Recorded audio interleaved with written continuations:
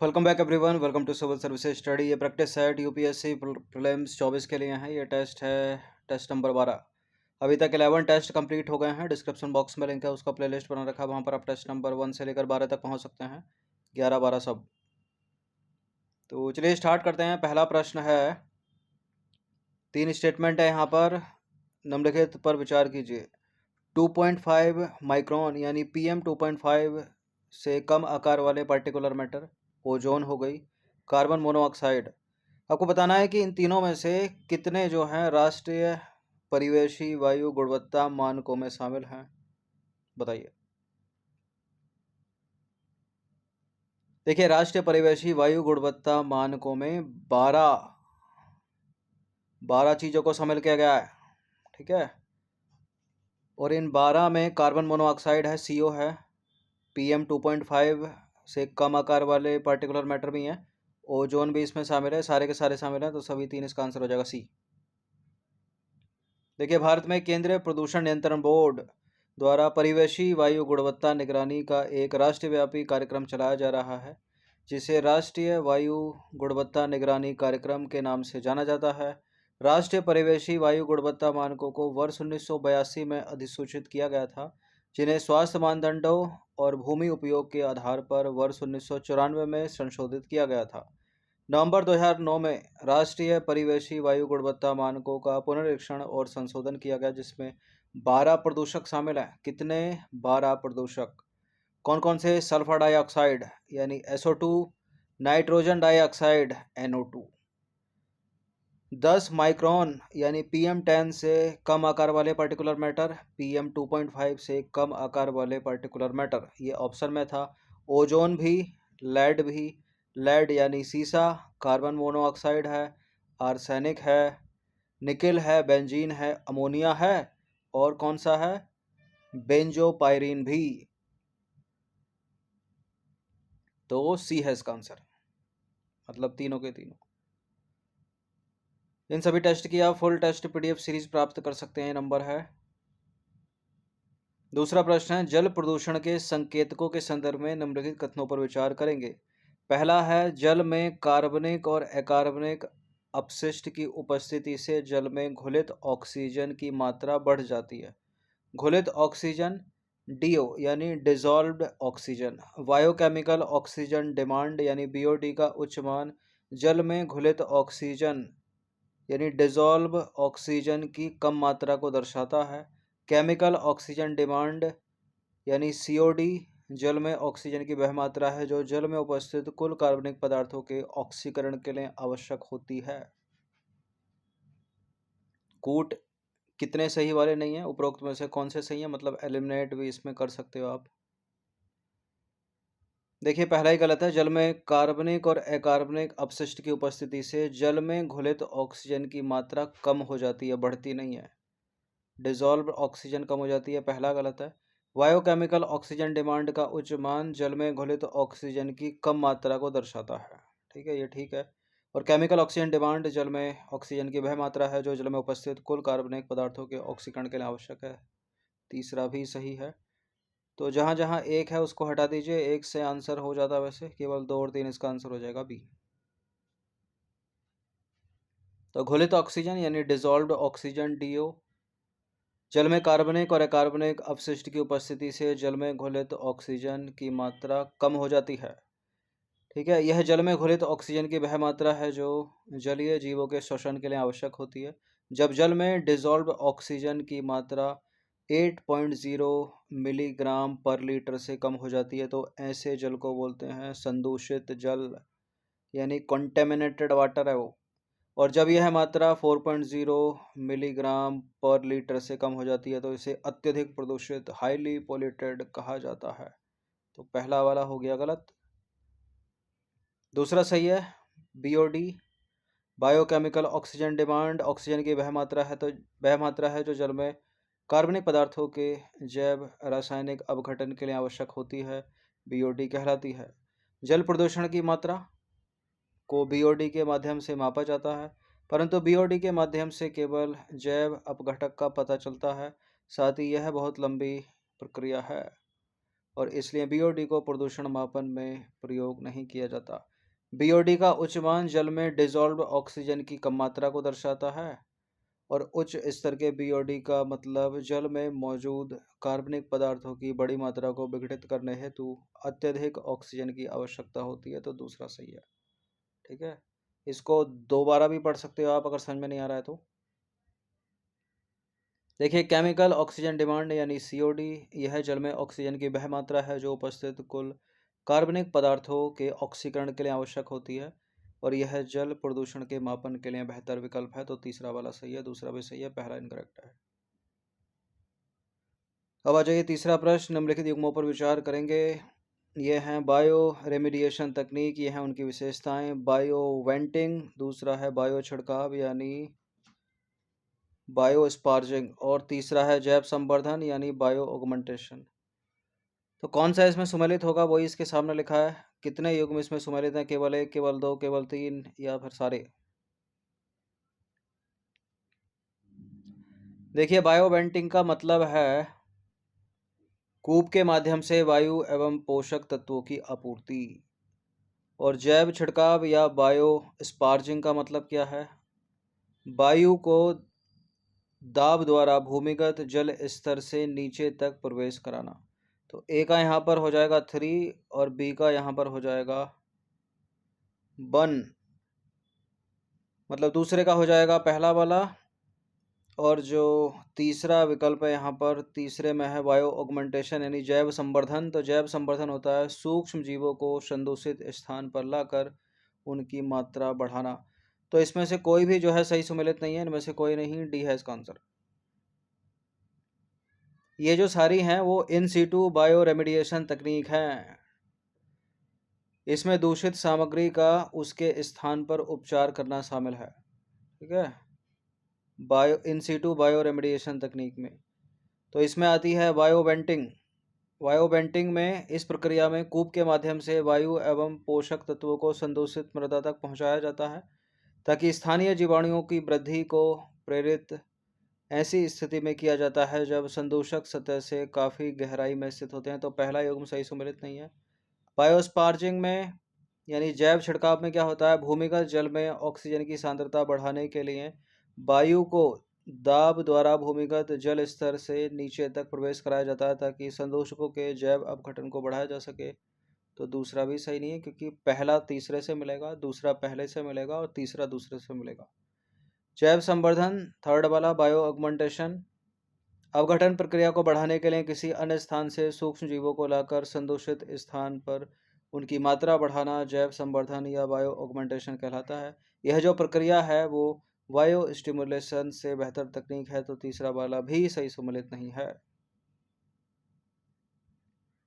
अब इस प्रश्न को कोई ऐसे पूछ ले तो ठीक है, सिंपल सीधा सीधा पूछ ले, 4 विकल्प बनाकर। निम्नलिखित में से कौन इन सीटू बायो रेमिडिएशन तकनीकों का उदाहरण नहीं है?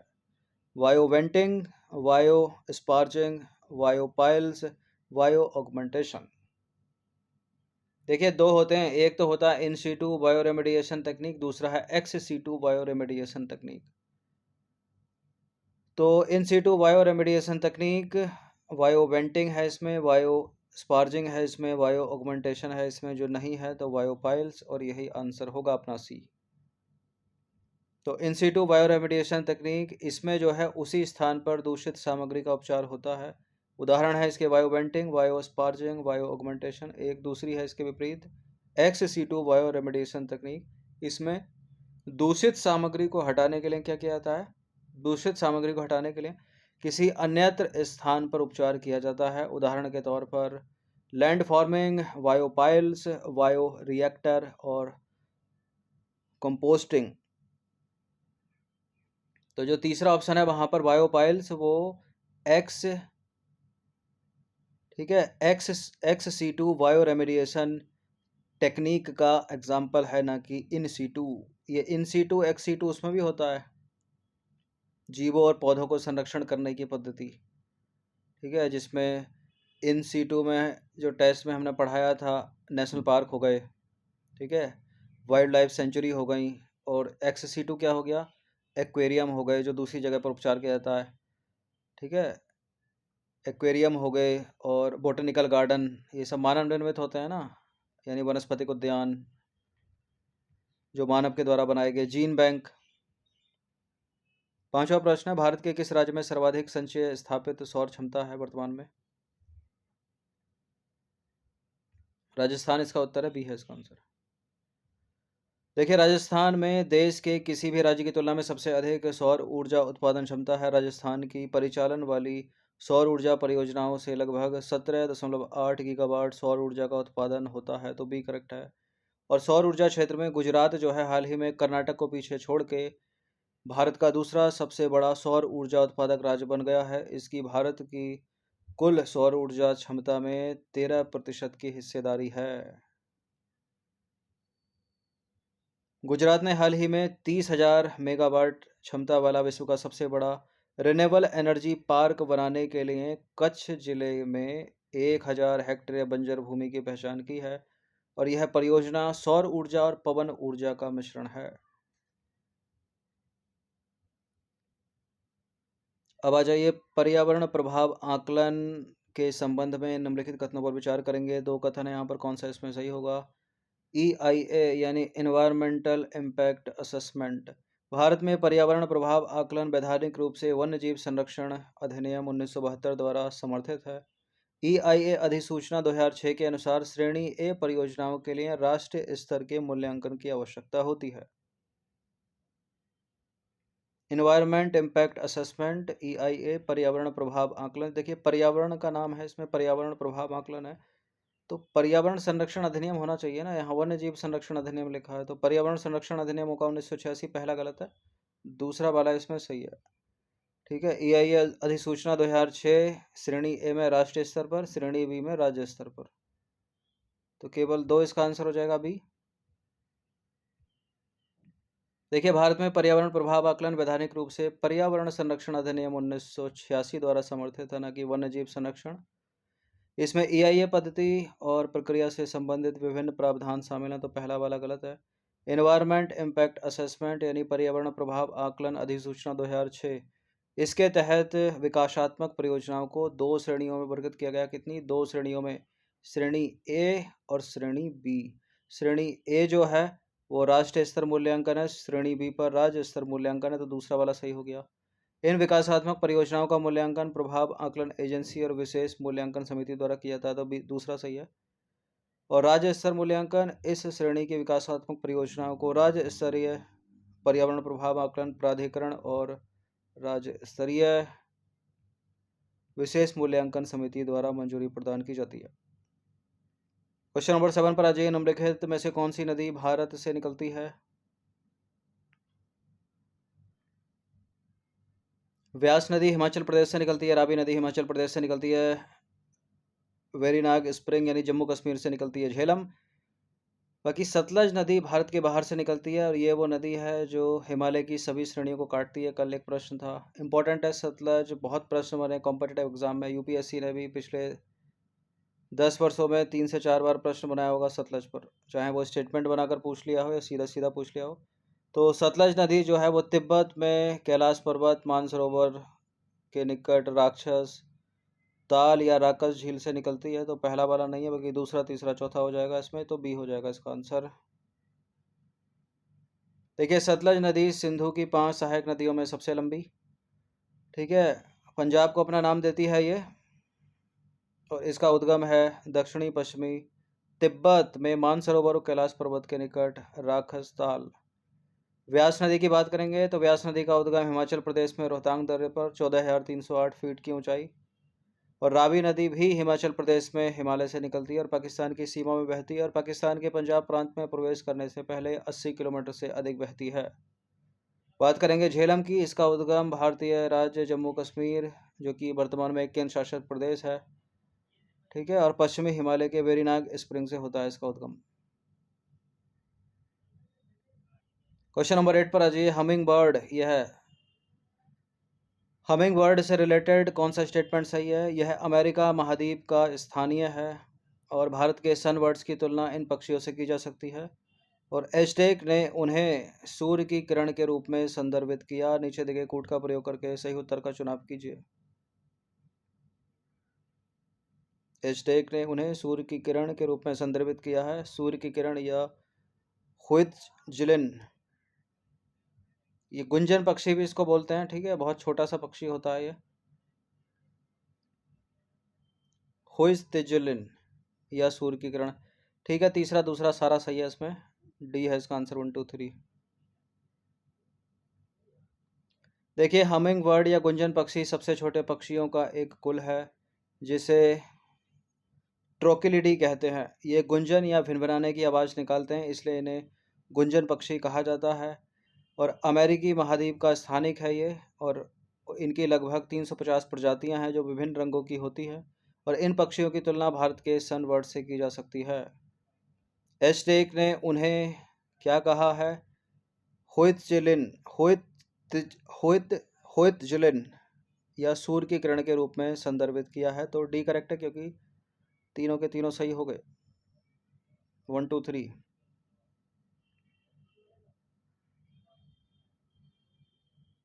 अब आ जाइए क्वेश्चन नंबर 9 पर। क्वेश्चन नंबर 9 है, निम्नलिखित में से किस देश की सीमा भूमध्य सागर से लगती है, यानी मेडिटेरियन सी से? France, Israel, Lebanon, Syria, Jordan, यूनान। ये भूमध्य सागर से कौन कौन से देश लगे हैं, इस पर भी यूपीएससी ने पिछले 10 वर्षों में कम से कम 3 बार प्रश्न किया है।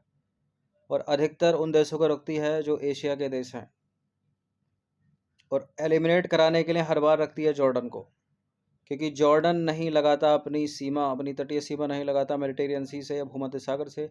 तो जहाँ जहाँ जॉर्डन है वो तो नहीं हो सकता, इसमें जॉर्डन को हटा दीजिए, तो 2 कट गए, 50% मिल गया आंसर। बाकी मेडिटेरियन सी, फ्रांस देश मेडिटेरियन सी से लगा है, ग्रीस लगा है, यानी यूनान, ठीक है, ग्रीस या यूनान, इंग्लिश में ग्रीस है, हिंदी में यूनान है, याद रखिएगा। इजराइल है, लेबनान है, सीरिया है। तो 1 2 3 5 6 हो गया, 1 2 3 5 6, सी हो गया इसका आंसर। देखिए, भूमध्य सागर से लगे जो सीमावर्ती देश हैं वो है 21। अल्बानिया, अल्जीरिया, बोस्निया और हर्जेगोविना, क्रोएशिया है, साइप्रस है, मिस्र है, फ्रांस है, ग्रीस या यूनान एक ही बात है, इजराइल है, इटली, लेबनान है, लीबिया है, माल्टा है, मोनाको, मोंटेनेग्रो है, मोरक्को है, स्लोवेनिया है, स्पेन है, सीरिया है, ट्यूनीशिया है और तुर्किये। अधिकतर जो रखा गया है, सीरिया को रखा गया है, ठीक है, इजराइल को रखा गया है, और जॉर्डन को भी हमेशा रखता है ताकि एलिमिनेट हो सके। क्वेश्चन नंबर 10 पर आ जाइए। भारत स्टेज उत्सर्जन मानदंडों के संबंध में निम्नलिखित कथनों पर विचार करेंगे। 3 कथन हैं यहाँ पर, और कितने सही हैं, कौन सा सही है, क्या पूछा देखते हैं, कितने सही है पूछ रहा है, ठीक है। देखिए, पर्यावरण और वन मंत्रालय जो है देश में ईंधन मानक तैयार करने के लिए जिम्मेदार है।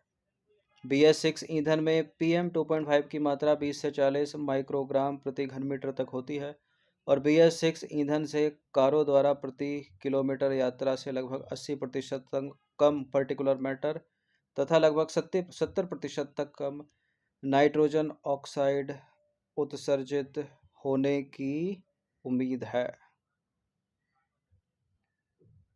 देखिए, जो पुराने वाहन थे वो थे BS4, ठीक है, पुराने वाहन थे BS4, उसके बाद BS5 नहीं आया, सीधे आया BS6।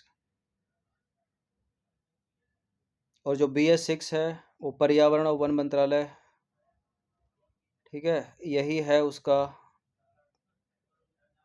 मानक तैयार करने के लिए। तो पहला वाला सही है, पर्यावरण और वन मंत्रालय देश में ईंधन मानक तैयार करने के लिए जिम्मेदार है, और BS6 ईंधन में PM2.5 की मात्रा 20 से 40 माइक्रोग्राम प्रति घन मीटर तक होती है। दूसरा वाला भी सही है। और BS6 ईंधन से कारों द्वारा प्रति किलोमीटर यात्रा में लगभग 80% तक कम पर्टिकुलर मैटर का उत्सर्जन होता है, लगभग 70% तक कम नाइट्रोजन ऑक्साइड उत्सर्जित होती है, जो कि काफ़ी कम है BS4 से। जो पुराने मोटर वाहन थे, बाइक्स हो गई या पुरानी कारें हो गई, ठीक है, उन सब में BS4 थे। उसके बाद BS5 को हटा दिया, सीधे मतलब BS5 को क्रॉस करके सीधे एक छलांग मारी BS6 पर। तो वर्तमान में जितनी भी गाड़ियां हैं वो BS6 मानक पर चल रही हैं। BS4 था पहले, ठीक है, BS5 को हटाकर सीधे BS6 लेकर आए। इसलिए जो गाड़ियां, जो स्प्लेंडर कभी 42 से 45 हज़ार तक आ जाती थी, अब उसकी कीमत 80 से 85 हज़ार है, दोपहिया वाहन। क्योंकि पोल्यूशन काफ़ी कम हो गया है इससे, तो ये सारे के सारे सही हैं फिलहाल। सी है इसका आंसर, सभी तीन। देखिए, भारत स्टेज यानी बीएस उत्सर्जन मानदंड। भारत स्टेज मानदंड मोटर वाहनों से वायु प्रदूषकों के उत्पादन को विनियमित करने के लिए भारत सरकार द्वारा स्थापित उत्सर्जन मानक है। पर्यावरण और वन मंत्रालय देश में ईंधन मानक तैयार करने के लिए जिम्मेदार है। केंद्रीय प्रदूषण नियंत्रण बोर्ड जो है इन मानकों को लागू करता है। तो पहला स्टेटमेंट जो है वो सही हो गया। भारत स्टेज 6 नया उत्सर्जन मानक है जो देश में सभी वाहनों पर लागू है। BS6 ईंधन में PM2.5 की मात्रा 20 से 40 माइक्रोग्राम प्रति घन मीटर तक होती है, जबकि BS4 में जो पुराना ईंधन वाला वाहन था, उसमें 120 माइक्रोग्राम प्रति घन मीटर तक होती थी। तो कितना ज़्यादा है? 80 से 100 कम है सीधा, तो दूसरा वाला भी सही है। BS6 ईंधन से सल्फर की मात्रा मौजूदा कुछ जो बचे हैं, ठीक है, सारे तो BS6 नहीं है लेकिन कुछ तो बचे हैं जो पुराने वाहन अभी भी चल रहे हैं। BS4 इस तरह से 5 गुना तक कम है और BS4 के 50 ppm के मुकाबले 10 ppm सल्फर है। BS6 ईंधन से प्रत्येक किलोमीटर पर एक कार से लगभग 80% तक कम पार्टिकुलर मैटर और लगभग 70% तक कम नाइट्रोजन ऑक्साइड का उत्सर्जन होता है। तो तीसरा वाला भी सही है। देखिए, BS6 मानदंड ईंधन के अधूरे दहन के कारण उत्पन्न होने वाले उत्सर्जन में कुछ हानिकारक हाइड्रोकार्बन के स्तर को भी कम करने पर केंद्रित है, क्योंकि आधे अधूरे दहन से निकलते हैं पोल्यूटेंट। तो ये 10 इम्पोर्टेंट प्रश्न थे, इनकी प्रैक्टिस कर लीजिएगा 1 से 2 बार। इसी तरह के प्रश्न UPSC में पूछे जाते हैं, हेल्पफुल होंगे।